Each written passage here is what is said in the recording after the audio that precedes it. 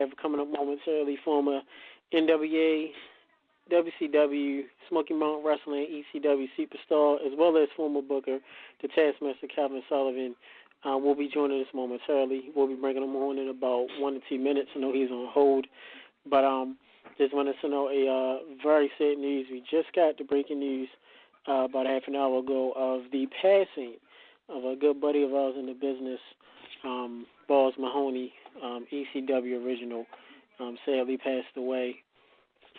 Just got the word. Real name was John Reckner.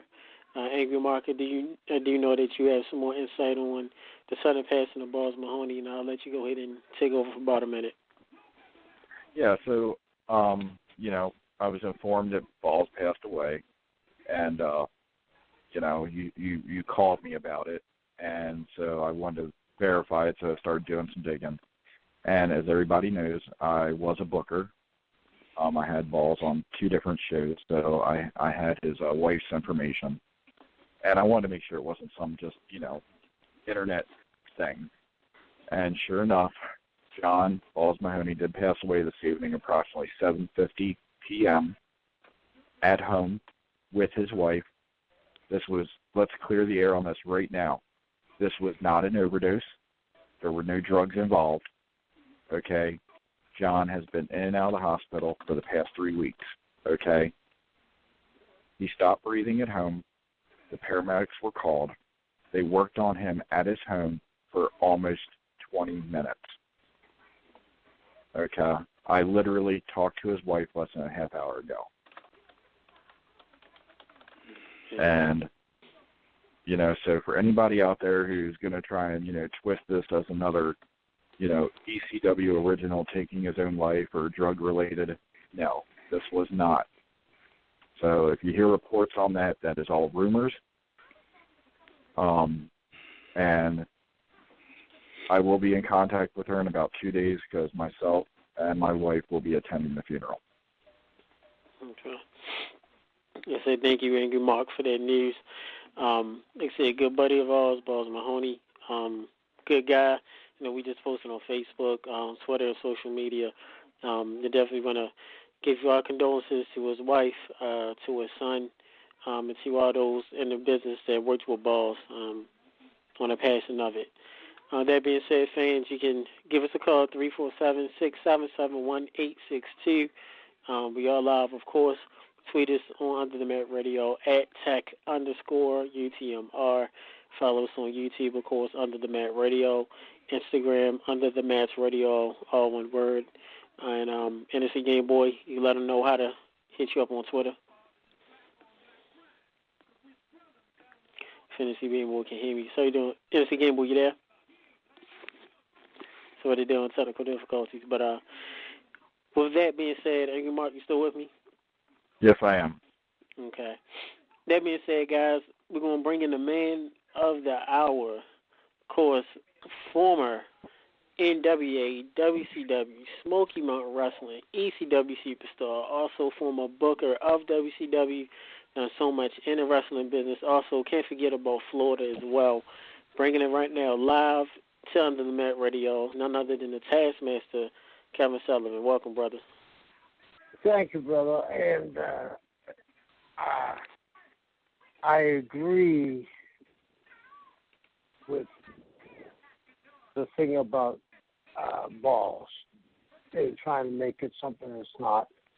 Balls was a great guy. I knew him. I worked with him occasionally. He was a wonderful guy, and if anybody twists this is just one of those internet bull to twist something, and it's not right for Balls' family to go through anything of that. My condolences. We've lost a few guys, seems to me, in a short amount of time. Not only Balls, we lost a very close friend of mine, and without him, I wouldn't have done what I did, was Blackjack Mulligan. So, I mean, people talk about, see if you guys agree with me. People always talk about the Samoans, and let me tell you, I booked all of them. I knew The Rock when he was 11. I was booking Hawaii then. They're the greatest athletes I have ever seen. In pro football, there's a disproportionate amount of Tongans and Samoans playing pro football. But if you look at the lineage of what the guys they put into the business, the second lineage has to be the Mulligan and Wyndham. I mean, I worked with them or against them, or some part of the Wyndham Mulligan was kind of the family carried me through the wrestling business for over 20 odd years. I mean, Mike was a partner with Steiner and me in the Varsity Club. Mike was with Barry up there is the top tag team champions when Vince first started. Blackjack was a very important thing when they lost her, and they lost it. AJ and Adonis went up to Canada, and Piper went off to do a movie. They had Blackjack fill in for that section. If you guys can remember, it used to be like around the corral and tell stories and have so. And now, to me, the kid that's over the most in the WWE discount, the Undertaker course, is Wyatt. And that's a grandson, so they get 4 generations if you look at it. So, yeah, I'm sorry to hear that about our friend, too. I'm sorry to hear that about Balls. Yeah. Definitely is. Thank you for coming on to the show. Definitely is an honor having you on. Just want to ask, what do you want us to call you? You want us to call you Kevin? You want us to call you Mr. Sullivan? Call me Kevin. No, call me Kevin. Kevin, my wife doesn't say to me, "Oh, Taskmaster, go out and come in the car." You know what I mean? So I understand. I don't put my robe on and go polish the car, Well, thank you for coming on. I'm gonna start off before I turn it over to my co-host. We always name our episodes after our guest, and the title of our episode is "I Respect You, Booker Man." And you know it's a very classic term in the business. I remember watching live on pay-per-view when the late great Brian Pillman told you that. Back in the day, I didn't understand what it was. I didn't know. I thought it was your last name or your real name. I didn't know. I didn't know what a booker was. But when you hear the term "I respect you, Booker Man," what's the first thing that comes to your mind?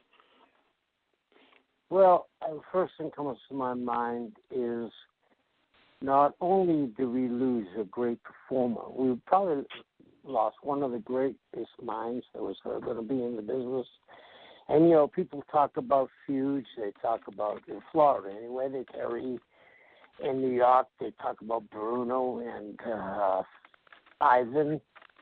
And, in different places, they talk about different things. There would never been a feud to talk about. If Pillman didn't die, the Austin-Pillman feud would still be going on. They'd still be drawing money with it. That's how smart Brian was. Brian just saw the world in a different light. And, he played that loose cannon so well, and this is no disrespect, rather, to Dean Ambrose. When he tried to play that wild character, loose cannon that he supposedly is, if you had any subconscious of what wrestling was about, what killed his loose cannon thing. Remember, he left the ring. He was eating a hot dog with Cena, and he was going to help Cena one time. And he says, "I'm going to go get a hot dog." And it showed him. He leaves the building. Of course, there's a camera there. Isn't that crazy? You know what I mean? But we're going along with it. Yeah. And then he comes in to a subway. How do you know what subway he's going to take? But we'll go along with that. But he's supposed to be a loose cannon, correct? He's supposed to be not even loose cannon. Until I was in my 40s, I was still hopping over. You know what I mean? Right. I mean, if you're from Boston, New York, and Philly, you ain't stopping around token. And if you're a man, you know what I mean? Right. And you're looking for the police because you jumped over, and then you're dancing around because they're telling you, oh, they got to get off their ass and do it, and then you jump in to the subway and take off.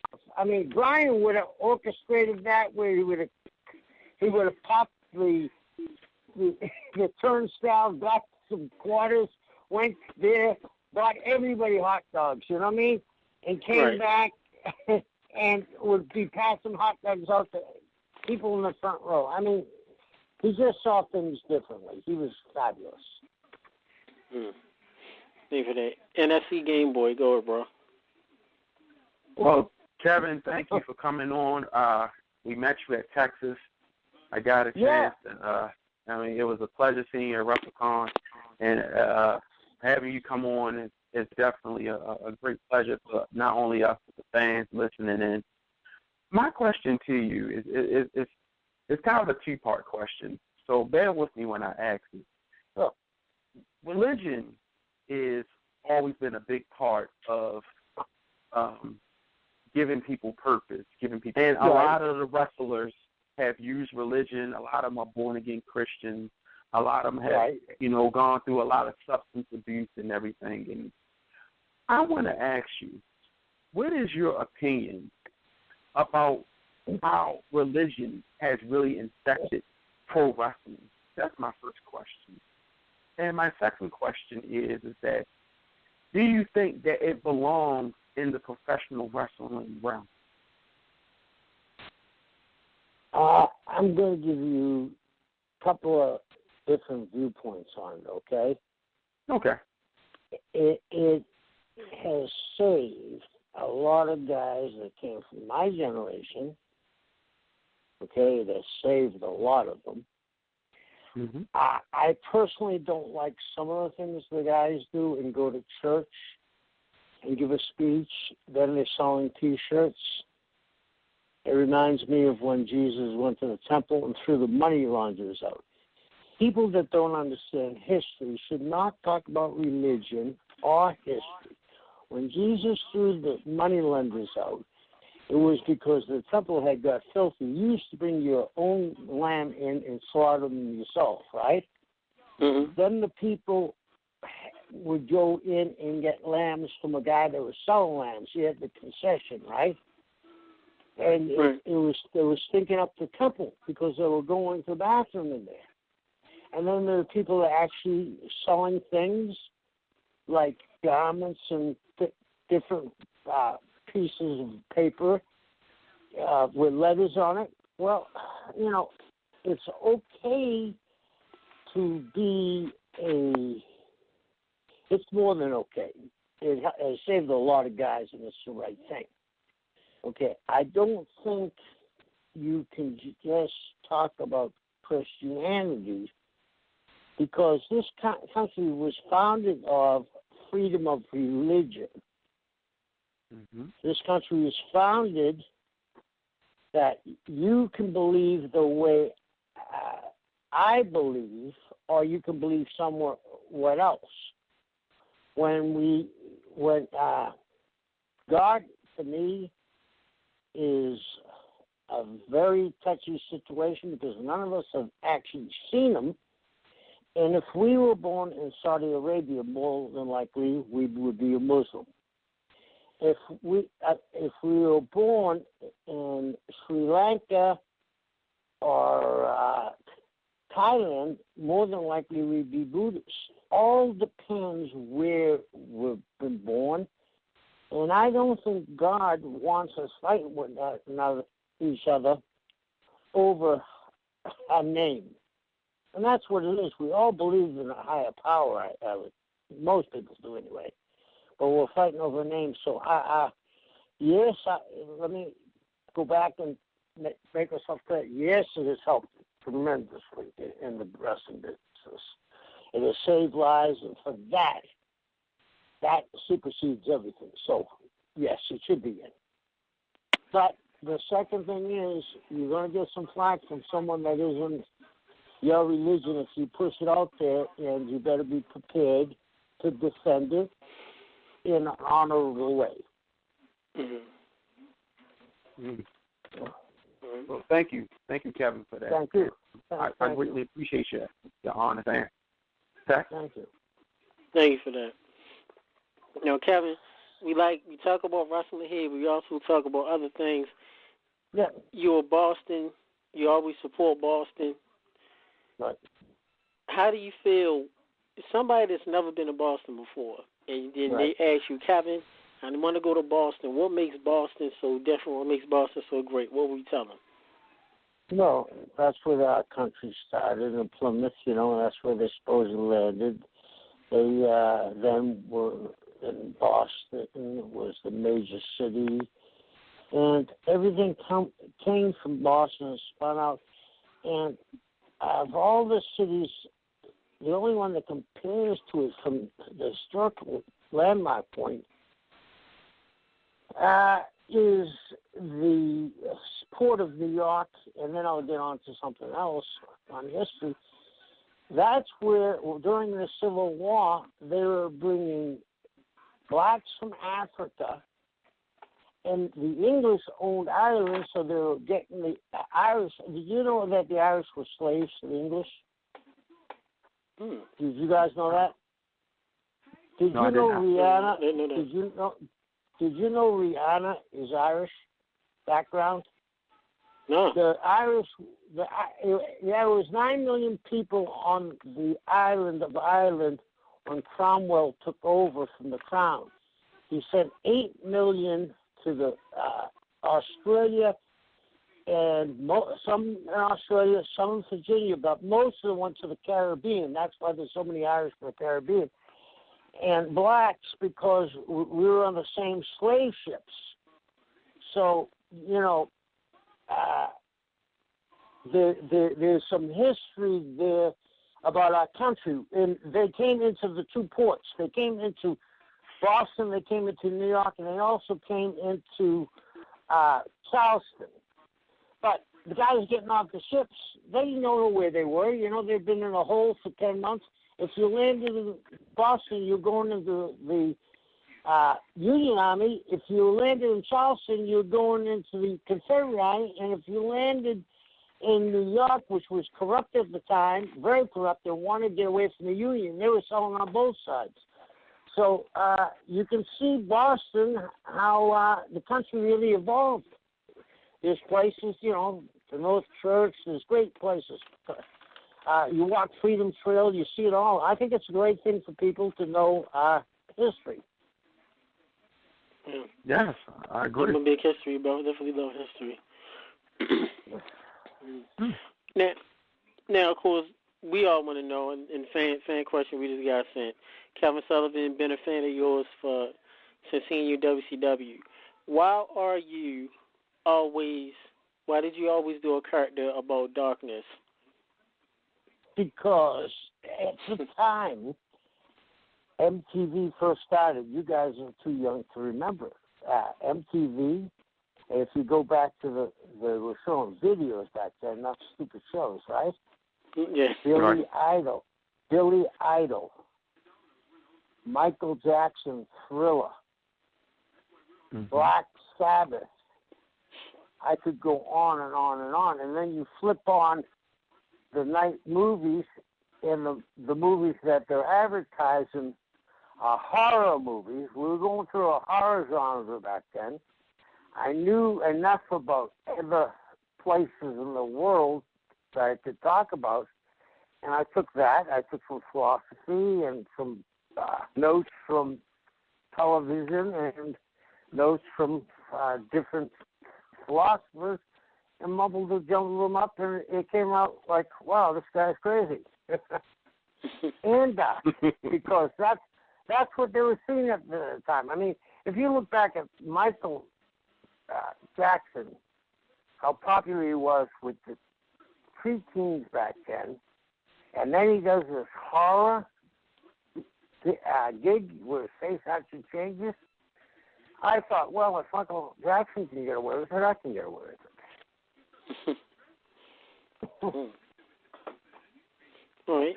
Thank you for that. Go ahead, GB. After that, we'll have Angry Mark. Go ahead. Oh, okay. Well, my next question to you has to do with history. Once again, since I know you love history and everything, that's great and fine. when you were starting out, you know, a lot of the styles of wrestling was a lot harder. You know, it was a lot more stricter. Nowadays, there's a lot more, I guess a lot of the wrestlers are pretty much called divas. You know, a lot of them are whiny. Yeah. A lot of them don't really have the discipline and stuff that. And because of that, it really shows with all the characters. I know you asked earlier about, you know, talk about the Undertaker and Bray Wyatt and all of the fourth generation and stuff. Is there any wrestler that you have noticed, and not really character-wise, I'm talking about just as a worker, is there any person or character that you've seen that you really kind of know and kind of give you that reminder of back in the day that when you were out, when you were starting, when you were busting your chops and anything, well, as far as like today? I know where you're going, and see if you guys think I'm right. I'm sure when he was on the road, and I've heard stories. I believe the Undertaker. This is my take I have about the wrestling. I believe the Undertaker has drawn more money than anybody in the history of the business. Not in the short term, but the long term that he's been there, right? Right. And the Undertaker ran the dressing room that if you screwed up, there's a consequence to pay. Now with him only wrestling twice a year, there needs to be somebody to step up in the dressing room. It's like having a baseball team. You need a guy to say, hey, we've lost 5 games and we're professionals. Somebody isn't doing the right thing here, you know. I'm a big Red Sox fan, so Ortiz is my guy. When at the World Series, when he got them all together and said, hey, stop this, stop playing ball, right? They went on to beat the Cardinals. They need somebody like that, and I thought maybe Wyatt, because they're fourth generation thing, or maybe Roman, but that's one of those things someone has to either have it in them to say, I'm going to say this, I'm going to call bullshit on this one. And not, you know, so he goes over and tells the guy that was bullshit. And the other part of the answer is they had a 46 middle-aged guy jump off a cage. Now it's going to be hard for anybody to say, well, I'm supposed to return next week, but it's still a little twingy, because he'll go to the doctor, and of course the doctor's going to say, oh, it's a little twingy, it's twingy. They need someone to go over and say, hey, did you see what the guy that owns the company's son did? You need to get your ass back here. We need to draw some money. We need to be involved in something. It's almost like because they've taken, and I want your guys' take on this very, very badly. It's almost like the one that gave a guy a character that they give him, and they talk for him. Like he loses any personality he had. You know what I'm saying? Right. Like Dusty Rhodes would never have been Dusty Rhodes if they wrote for him all the time. Thought he was different and he wouldn't have drawn a dime. He probably wouldn't have been there 6 weeks.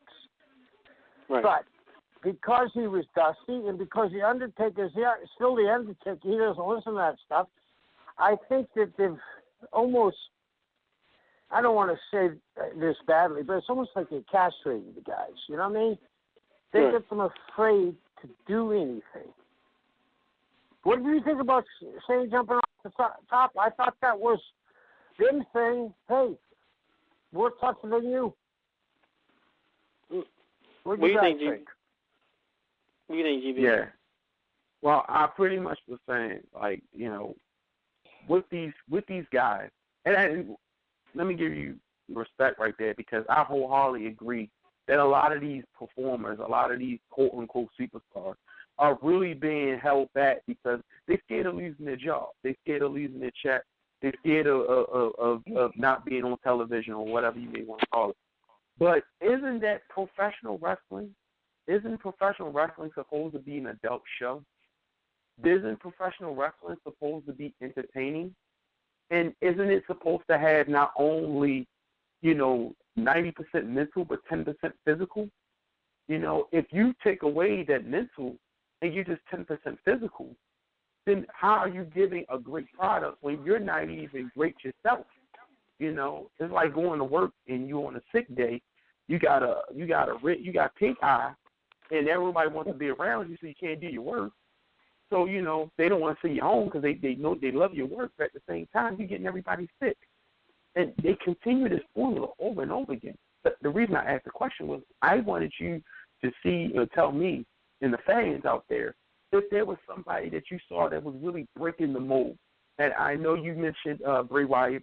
I know you mentioned Roman Reigns a little bit to kind of give us some leeway. But do you really think that they could cut it back in your day? Here's the thing. They would have learned from somebody under the learning tree, whether it was Mulligan or Ernie Ladd, or who never gets the credit he deserved, or somebody else. And I know these two guys would have got it first because, first of all, I always used to hire someone sight unseen because I knew they could work. And I knew that if they were there and Haku was on the card or Barbarian, there wasn't a word out of their mouth. You know what I mean? Right. They respected those two guys so much. And it wasn't the fear of how tough these guys are. It was the fear of, it was not fear, it was respect of what they had done, leaving Tonga to go to Japan to be sumo wrestlers and then coming back and being pro wrestlers.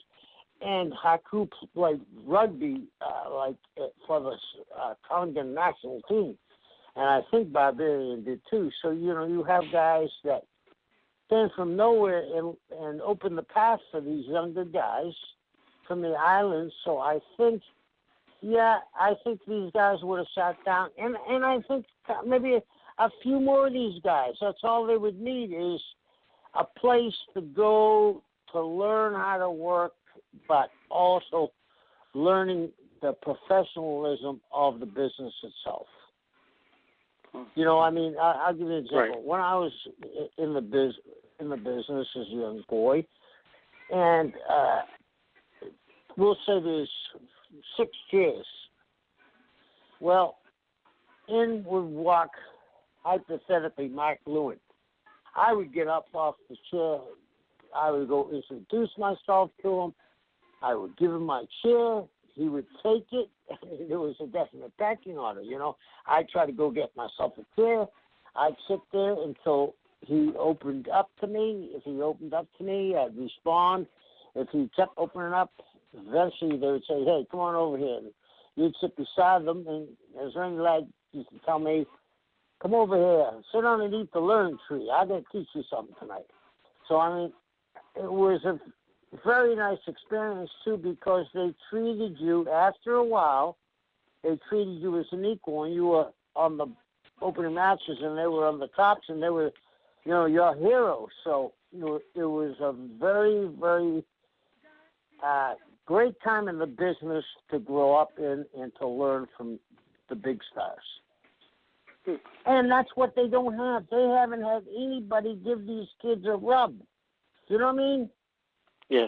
When yeah, I'm saying that, okay, when I was getting ready to get pushed in Florida, I beat the owner's son. This was on an order, too. I beat the owner's son. Then I beat the owner, who was a legend, Eddie Graham. Then they put me against Blackjack. I beat him. I beat the 2 boys. And I beat Rotunda. And I beat Dusty. I left everybody. And then one night I was doing something with Mark Lewin, and we left all those guys in the ring. Now, that didn't happen often, but we left them in the ring. They got us over. Do you know what I mean? Right. We got the rub. They were over. I don't see anybody giving these kids the rub. Like, I wouldn't include this match because I think Brock is so important. But that match that Terry Funk went up and gave his chainsaw to Ambrose, and Nick gave his thing to Ambrose, there should have been somebody else there from a generation ago that meant something to go ahead and do a job for Ambrose in the middle of the ring. You know what I mean? Let him get the superstar push, and he's not going to get it beating guys, and the next week the guy beats him, and, you know, there isn't, Brock, to me, when I watch it, is the only one that I know is going to kick ass, you know what I mean? Right. Yeah, sure. I don't know how you guys feel on that. No, I agree. I mean, we agree too. We all talked about it. You know, being there live in Dallas is, and even leading up to that, Dean wasn't getting any push. He just kept getting beat. And you're like, well, we know Dean Ambrose is going to lose at Mania. It's just like you said, it wasn't. You know, they kept adding. You know, Terry Funk was a legend, and Foley adding all these hardcore legends, but he wasn't really getting pushed at all. So it's kind of like at the end of the day. I mean, Brock's great and he's legit, but they really do to help Ambrose. Yeah, and the thing is, you had two superstars from the hardcore era, and if they're the last of the two left, okay, basically. Why didn't they go down? And first of all, let's have a real exciting match, but Brock beats him. But Brock goes to take he gets both gimmicks, you know, the baseball bat, and what did Cactus give him? What was the gimmick? The glove? Yeah. Okay. Use a glove, yeah. What if Brock was looking at both of those and not knowing what he was doing, right? And the kid had gotten beaten up really bad, but he was nutty, you know what I mean? He had that walk where he just walked, you know, like, boom, you knock him down and get up, knock him down, get up, he walk out of the ring. What if they sent those two hugely over baby faces and Brock attacked one of them with the bat, knocked him down, knocked the other one down with the bat, went to kill him, and Ambrose came in the ring and saved him and took the bat and beat Brock all the way back to the dressing room. You know what I mean? Here, Brock, the kid is getting a rub. Brock has left the two legends down. Brock has saved the two legends. I mean, this isn't hard to figure out. You know what I mean? Right. You want, at the end of the night, you want Ambrose to look better than he is coming in. So let's figure something out for him rather than, you know, okay, wait for the cage and my son's going to jump off the cage, which was, I mean, I've never seen anything like that in my life. We did. I know Kevin Sullivan. I know the Taskmaster won't be jumping off no cage like that. I ain't gonna be jumping off the ring unless you guys being held and it's a 2-foot drop. That was, I mean, you could see all the way down. He was in perfect position. I mean, kudos to Shane. But all the way down, you can see right before he jumped, there was, am I going to make it? It was very, very good. Yeah. Thanks for that. Angry Mark, you there? Yeah, I'm here. All right, we'll turn over to Angry Mark. You go ahead and ask your questions. Angry. So, how are you doing, Kevin? Good. How are you? Angry. Angry is an understatement, but you know, live a day in my world. Yeah. So we see a lot of trends from the past with, you know, in the 80s and early 90s. You see talent, you know, on TV in their early 20s. It's like a slow burn with them, you know, getting over with the crowd, and eventually superstars are built by the time they're, you know, 27, 28 years old.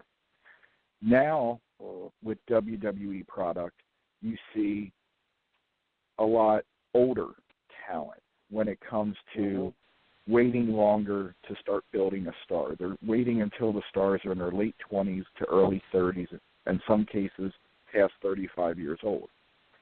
Would you say that WWE is no longer looking at a long-term build, that they're basing everything off the short term to get the most out of these guys instead of just doing it over the course of a decade? What's your opinion on that? Let me. I think you and I are going to have a very close answer when I tell you this. Okay, question what the hell they're doing, okay? Because let's make Ambrose. Well, we're not making Ambrose because he doesn't get the rub. You've got all the older guys. They're the ones that give him the thing. It's like the adventures of the Holy Grail. You know, King Arthur and Lancelot come back to give you. Lancelot gives you a special sword, but Arthur gives you, the sword. So you got two swords going in there. Yet you don't perform, so you never. Why those other people just say, well, I remember when Cactus Jack and Terry Funk would wrestle Brock and would kick the shit out of him. You've not only taken the guy down, you've rubbed shit in his face. You know what I mean? And I question that. And the other thing, you're absolutely right. If you don't have a guy over for them at 25, it's a long term. And if they have to keep on going back to the guys from my generation, it doesn't look good. I don't look like I did when I was 25 or 35. You know what I mean? I still look good, but I train every day. But I'm not shouldn't be playing pro wrestling or pro baseball or anything else. On the other hand, I thought about this. I saw something in Forbes magazine after WrestleMania. I watched a lot of Newsweek and the different things. There's a multi trillionaire. He's not the richest guy in the world, but he's in the top 5. He is from a Scandinavian country. I think it was Denmark. And he had come over because he was going to buy as much stock in the WWE as he could buy. He also, he's a stock analyst, so that helped their stocks go up. And he also mentioned that, if there was ever a chance to buy that would be the company he'd buy. Do you think they're doing this because they're trying to drive their stocks up as high as they can, and they may say, give us NXT and we'll sell you everything else to somebody else? And, Vince will go off into the sunset. He's 71 this year. He'll go off in the sunset. The kids will still have NXT, and maybe NXT will be, the new ECW.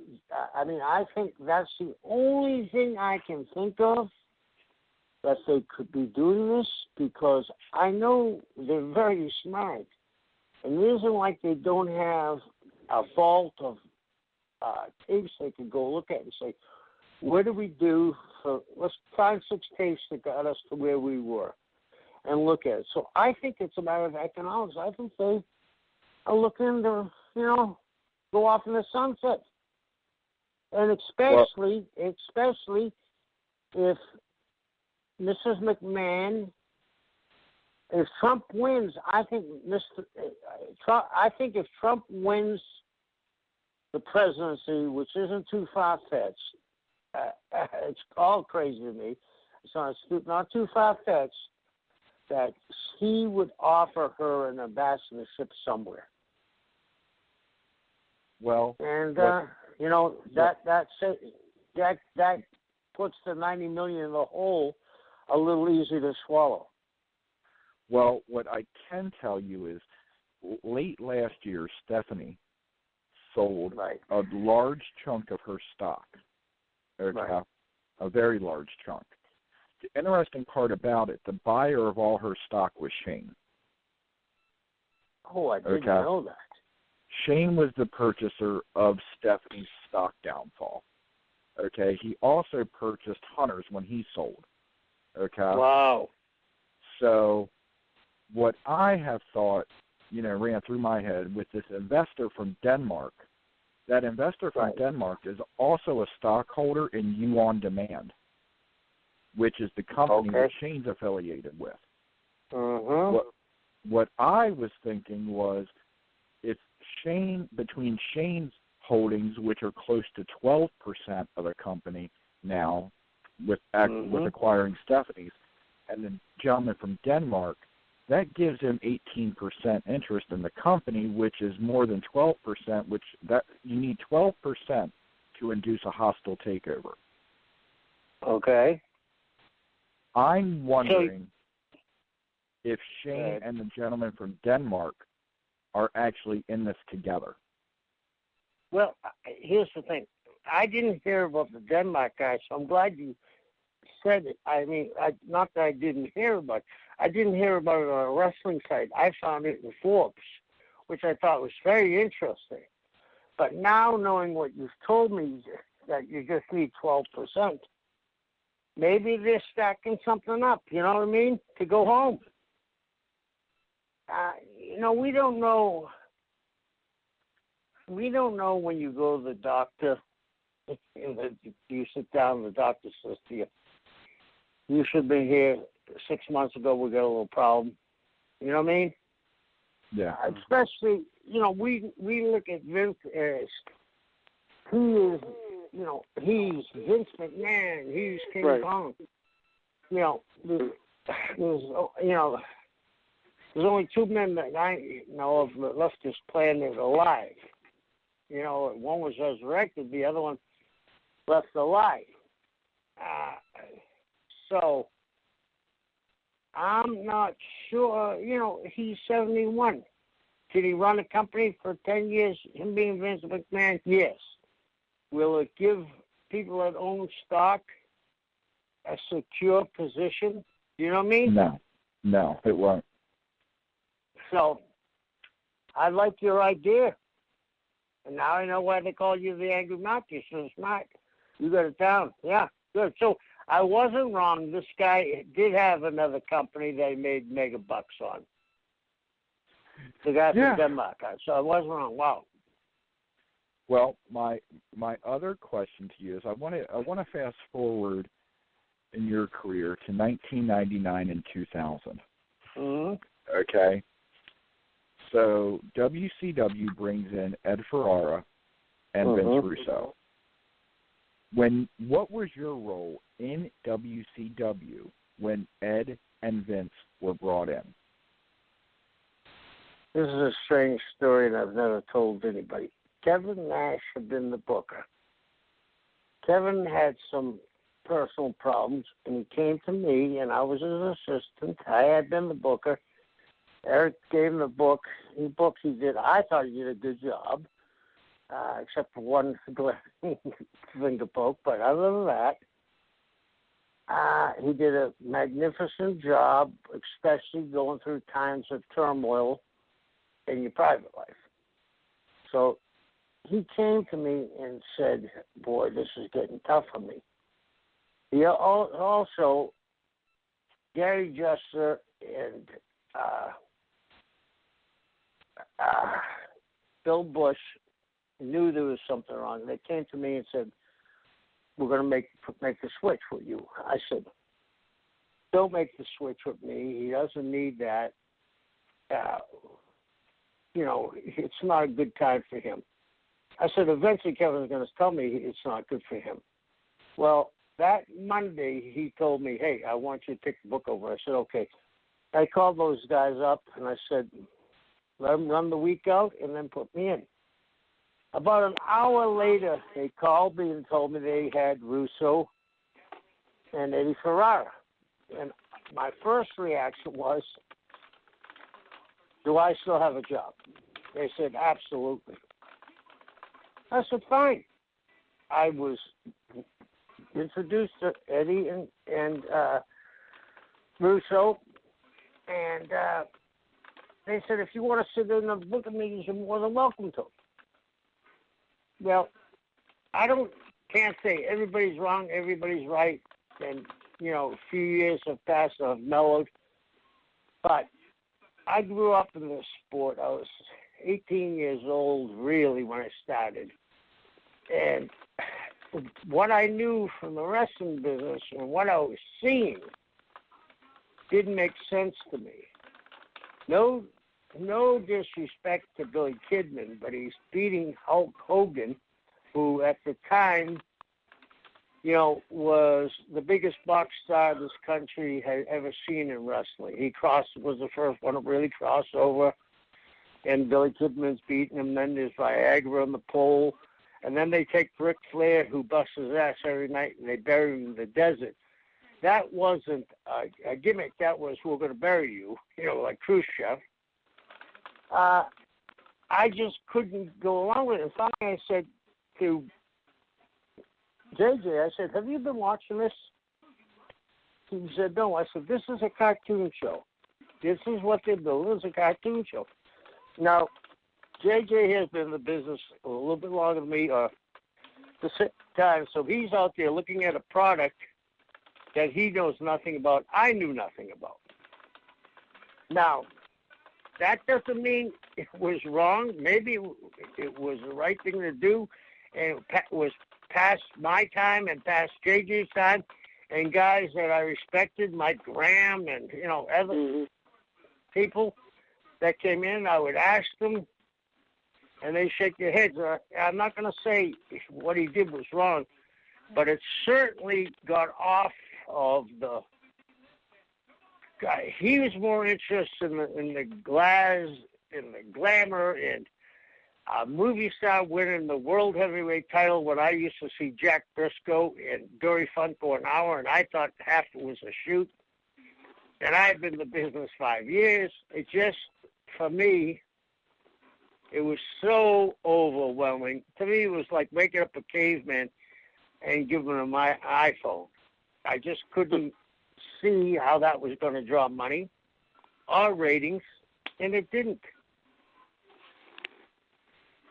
So, with that being said, Kevin, now let's fast forward to Let's fast forward now to when you get notified of Russo and Ferraro's release.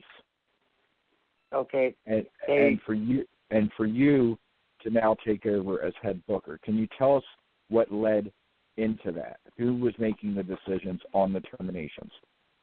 Now it was Schwartz. He was the head of programming at TBS. They give me the book, and they give it to me for about a month. And I'm trying to build the guys back up, and I'm trying to get them in order for my run with them. And Schwartz comes down and says, what's your big angle to get us back to where we were? I said, we're not going to get back to where we were until we rectify the wrongs and rebuild the brand, so when people see it, they say, oh, that's WCW again. That was like on a Tuesday. I fly home, and Eddie came with me. They let Russo go, but they kept Eddie. Eddie came with me when they had left Russo go home. Eddie stayed with me. They made that call. I said, Ed, we can go down to my house, or you can rent a hotel room or whatever you want to do, and we can finish up the rest of the week because we're going to be in Florida anyway. We got to the hotel. I don't know how they knew where we were. I certainly didn't check in at that hotel. And we start writing, and we get a call. It said, it's for you. And it was the head of the programming, Schwartz, and he says to me, you don't have to make TV. I said, okay. I said, do I have to make any more? He said, no. That was the last I heard of them, okay? But the thing was, that week I had just signed a 3-year contract extension. So I went home for 3 years with a baby. Wow. So it wasn't a bad deal for me. So in a matter of weeks, they let Russo go, they sent him home, and then they sent you home. Right. Okay. Was there any talks of who was supposed to be taking the role of head booker in WCW? No, that's when they brought Russo and Eric back. And my thing was, I might have cut my own throat by saying, you can't do this in 1 week unless you really want to hotshot it. If you were going to sell the company, and I laughed, I said, this is what wrestling may turn up. And Schwartz turned to me and said, what do you mean sell the company? I said, the only thing you could do if you hotshotted something and got it up to where it once was, that may work for a long time, but it's going to come back and bite you in the ass. You need to do this in a slow manner. And then after Russo, and I don't think Russo and Eric got the right deal either, because secretly they're selling the company. So I guess they figured they could hotshot with Eric and Russo and get it up quicker than keeping the product. And then, 2 months later, they sold it. So do you believe that Russo and Bischoff, when they were brought back the second time, do you think they were informed that WCW was going to be sold? No. And that's why I said, we have 180-degree difference in philosophy between me and Russo, but they screwed him too. I think that he had no recollection. He thought him and Eric were going to have a free hand, and they were working in the back. And maybe because I said to them, about selling the company, maybe one of them said, well, my cousin works, she's a camera woman. Could she have seen? They used to live they had a house in the Keys about a half a mile from me, and I used to see her going to restaurants and stuff with them, and I'm saying, maybe they thought I said something to her, or she said something to me. But they didn't give Eric and Russo a chance. Yeah.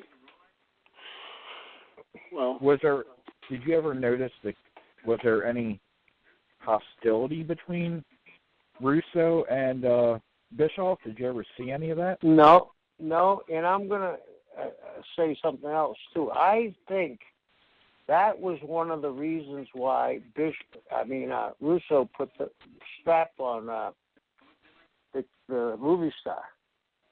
David Arquette. Star. Yeah, David Arquette, because he was going, he smelled something, and he was trying to secure himself something in Hollywood.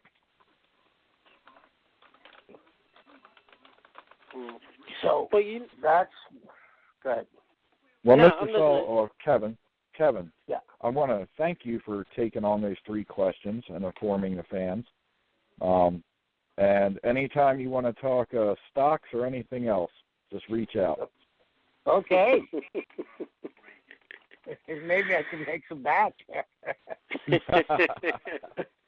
I have a great way to pick them. You pick them high and sell them low. That doesn't seem to be working too well.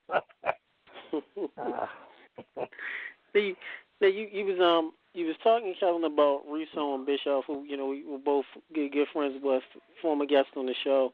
We'll have Ed Farrar coming onto the show in May. With also when it comes to booking, we've had Bischoff on, we had Russo, we'll have Ferrara, we have you. We'll get to your booking philosophy too.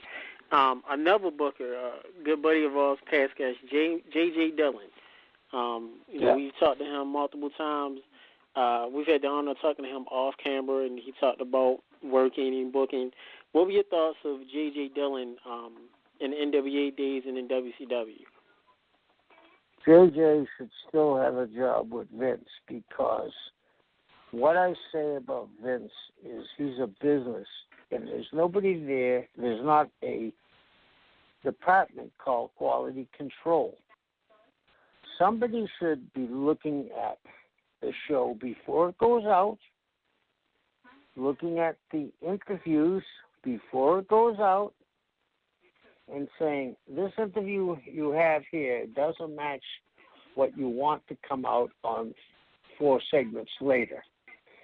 I don't think there's anybody up there that's going to say to Vince, maybe we go this way, we take a right here instead of a left. And I think if you presented it well, I mean, this is the longest running show in the history of TV, so Vince does know what he's doing. When you draw 101,000 people, you know what you're doing. I just think that he needs somebody that isn't family to say to him, you put me into this position of quality control. If you don't want to listen to me, fine, but I'm going to give you what I see could be help the show.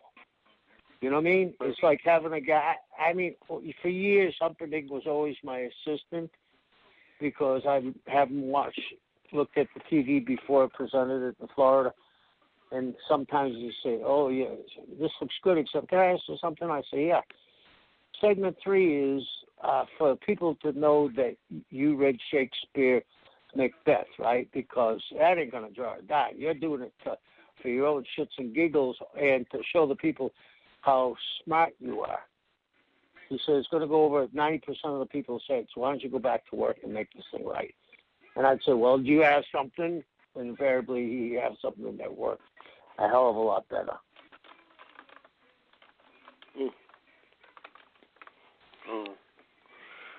Well, X2, that's a good insight on JJ. Like I said, JJ definitely, when we talked to him on and off, like I said, JJ always had a great mind for the business and broke a lot of things down, too. I want to ask you, too, the Dungeon of Doom. I know that everybody definitely is infamous with it. We got to ask everybody, fans been hitting us up, too, about this. The music. A lot of fans, believe it or not, Calvin, loves that early music. Where did it come from? Mm-hmm. It actually came from, I gave some ideas, but Jimmy Hart put it together. God bless him, he put it together. And I want to say something about the Dungeon of Doom. The Dungeon of Doom, the end justifies the means. Hogan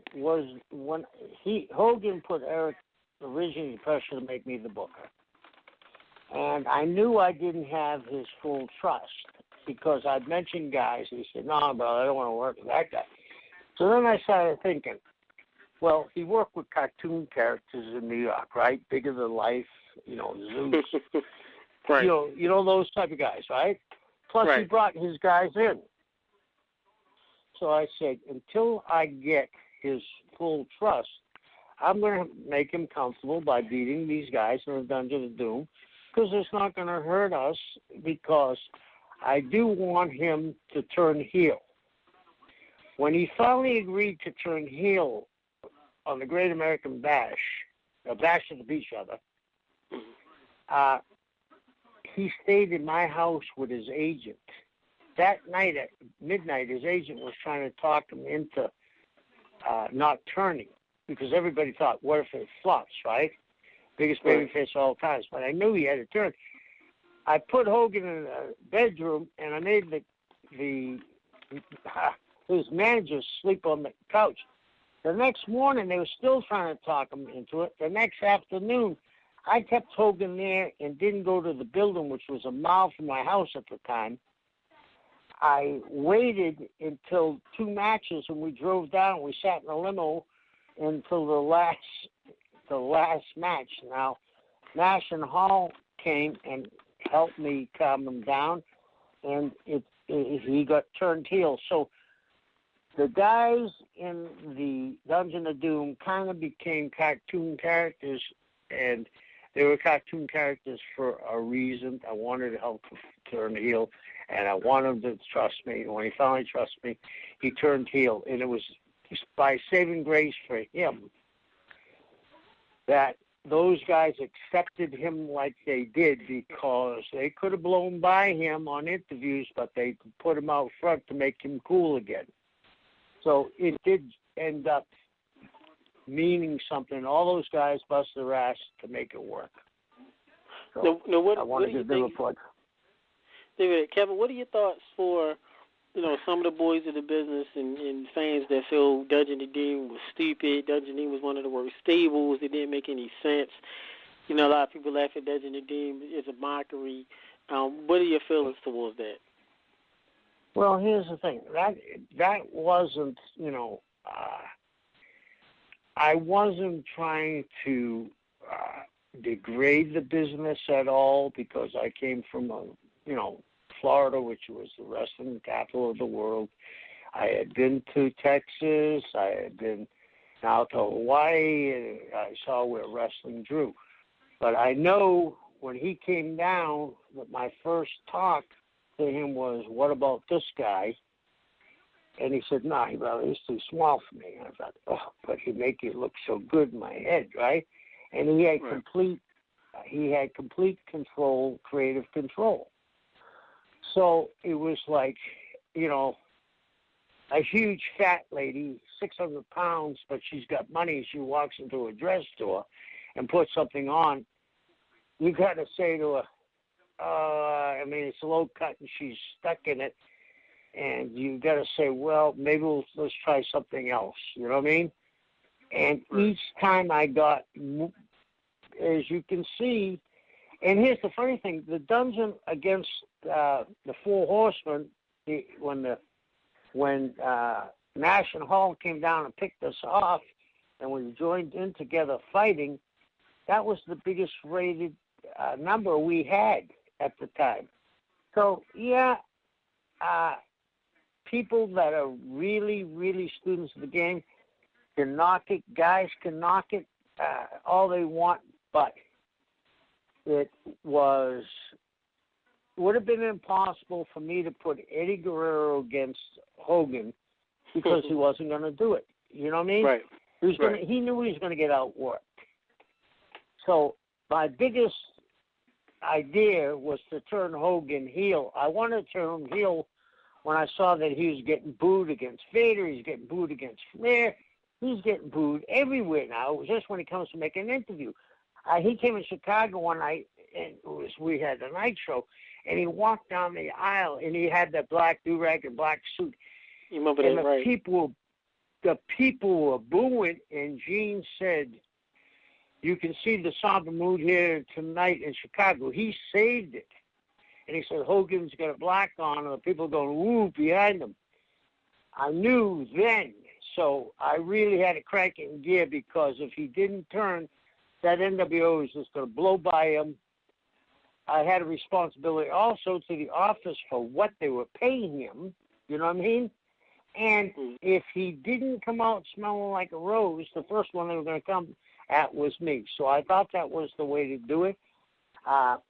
If you look back, everybody that was in the Dungeon of Doom was paid well, and most of them got to stick around after the dungeon was over. Yeah, they did. I want to give a shout out to our buddy Graham Cawthorn. Wrote a great book I do have called Baltimore Battleground, the history of wrestling here at the Baltimore Arena.